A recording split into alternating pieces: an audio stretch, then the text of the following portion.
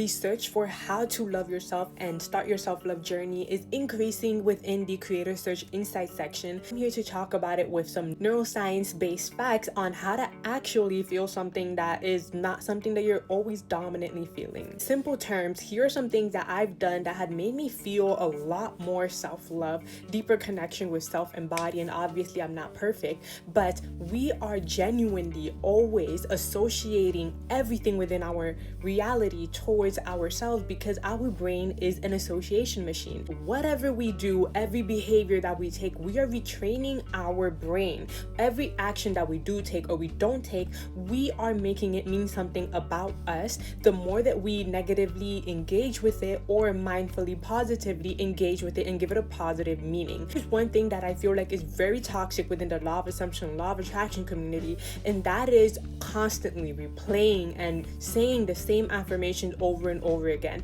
And of course, neuroscience has already proven that repetition does in fact solidify new neural pathways, new ways of feeling, thinking, and being. But what actually solidifies it for the long term, that makes it be a part of your identity and makes it shift and change the way that you are carrying yourself, instead of finding that you may somehow unconsciously revert back to the same old pattern or fall back into the same old habits, no matter how many times you reaffirm an affirmation, is using emotion. Emotion is the one thing that creates those chemicals within your body, within your brain, that will give you motivation, that will give you the desire to become more consistent in this new way of behaving, in this new way of thinking, in this new way of feeling. That is why pairing changing the way that you are thinking, feeling, and being, aka reprogramming or retraining your focus or doing a different action, pairing that with some kind of nervous system regulation tool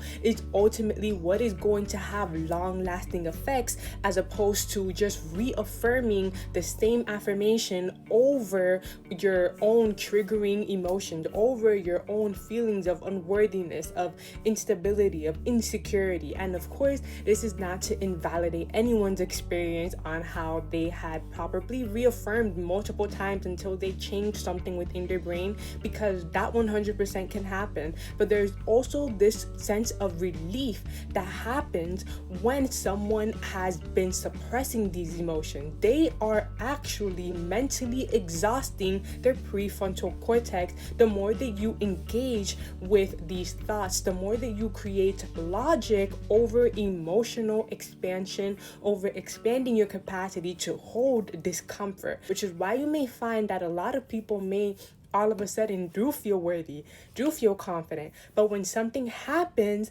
emotionally, they all of a sudden feel like that they can't handle that event because they don't have the proper emotional tools to carry them over this obstacle, over this challenge, or even through it as well. When I first embarked my self-healing journey, I discovered that the less I believed these negative thoughts, the less that I had placed my focus upon what this person is thinking about me, or if this person is more prettier than me, or if I'm going to fail when I don't do this the same way as somebody else did. I retrained my focus like if it were a muscle to be exerted. I found that those neural pathways, which is again just those thoughts that are firing and wiring, they begin to turn offline. What people aren't doing is replacing a bad habit that had in fact given them an emotional payoff. So that may mean, like, going back to your toxic ex, they gave you some sort of validation. You have to replace that habit by being the source of validation for yourself. For example, could be if you wanted to drop off an addiction, like some kind of food addiction, let's say,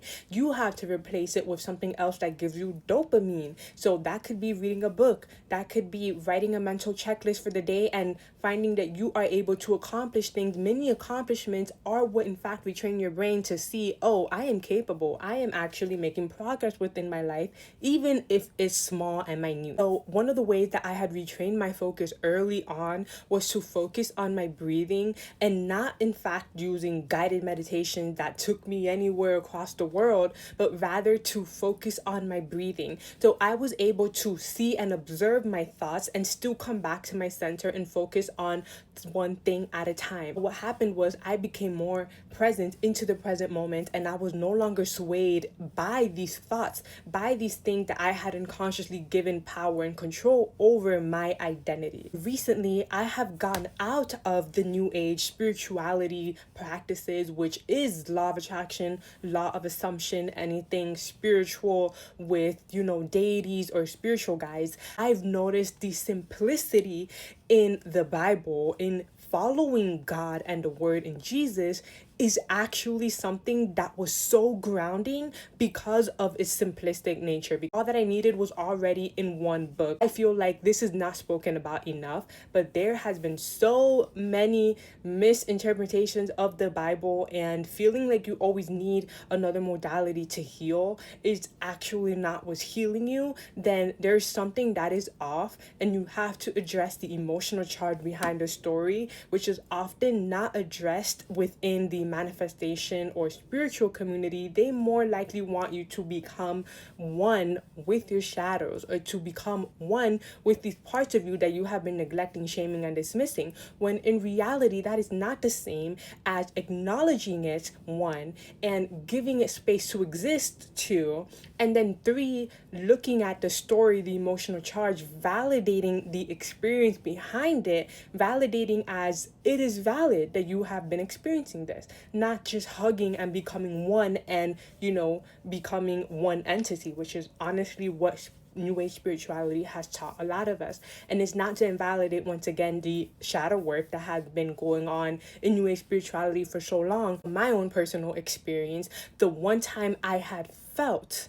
deep, genuine self-love is when I stopped acknowledging that these negative thoughts are in fact the truth about me. And the only way to do that is to eliminate the emotional charge behind the story, one, and two, to retrain your focus as if it were a muscle to be exerted. So every time you find yourself swaying away from your priorities, which is your value, your boundaries, all these things that make you who you are, that you would rather believe about yourself, and you find yourself back to someone else's opinions or someone who rejected you, you are in fact showing your brain, training your brain that you are not the priority in that moment, and you will find misalignment within your body and this feeling of unsafety because you are no longer becoming the foundation, but rather idolizing someone else to be that source for you. And that is unfortunate because you don't need a modality, you don't need a person, you need to train your focus onto what is in fact the foundation that is going to give you unlimited love, care, and compassion and validation. And that is ultimately you. But that will only come after you release the permission slip that you have given yourself to let others override your identity, override who you are, override and rewrite the story of your life. Now, this video is getting a bit too long, but the next thing that has completely changed the way that I carry myself emotionally was radical honesty towards myself. Becoming honest with the reasons why you feel the way that you do, why you've done the things that you have done, and why you're still participating in the same patterns, and repenting, quite literally feeling the feeling of sorrow and forgiveness and compassion towards self. And one of the biggest things that you can do is hold that space for those emotions to exist so that they can come to the surface without you judging, shaming, dismissing, judging, rejecting, ignoring, distracting, all the things that honestly, or even overriding it with a positive affirmation, because then you're just ignoring the emotion, the charge that needs to be moved through you, the energy that needs to be moved through you.